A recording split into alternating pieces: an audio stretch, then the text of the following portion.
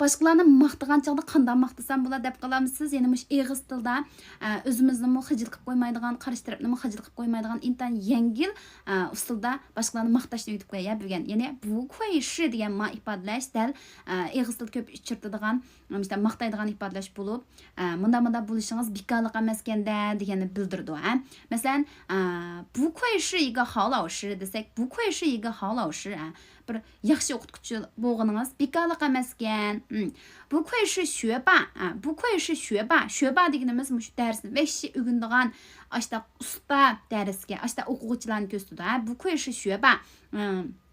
Dersga usta bo'lishingiz bekorlik emas ekan. 这么难的题都能做出来，这么难的题都能做出来。shunchalar test savolini ishlay oladingiz deb. Bu qo'yishi shuba, 这么难的题都能做出来. Dersga usta bo'lishingiz bekorlik emas ekan. shunchalar test savolini ishlay oladingiz.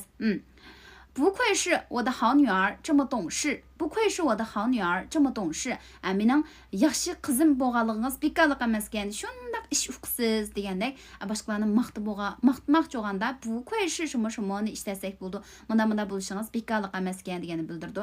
Albatta buni bunaq salbiy bo'lgan, yomon bo'lgan sifatlarga ishlatish bo'lmaydi. Bu qo'yishi xoyrin deb eski bo'lishingiz bekorlik emas deb bunda gap qilsak bo'lmaydi. Bu qo'y ta bu shihvani desak bo'lmaydi. U sizni yaxshi ko'rmasligi bekorlik emas ekan deb bunda salbiy bo'lgan gaplarga ishlatishga bo'lmaydi. Chuqur boshqalarni maqtab, boshqalarni madihlab, e'tirof qilgan vaqtimizda bu qo'yishi shimo deb yaxshi sifatlarni keyinga qo'yamiz. Ugun oldinglarmi undasa Pinglönchida bu qo'yishni ishlatib turib, qancha uzun qilib tuzalsanglar jumlani shuncha yaxshi do'stlar. Bundaq yaxshi bo'lishingiz bekorlik emas ekan, bunda ishni bunda qila oladigansiz emasmi deganda qilib tuzsanglar tex yaxshi. Pinglönchida mushta jumlani tuzib avatib yiqinglar. Andan keyin ma'u yana shu so'g'atli xatirlarimiz tugaydi deb mush tugislan faoliyatimiz oyoqlashidi do'stlar.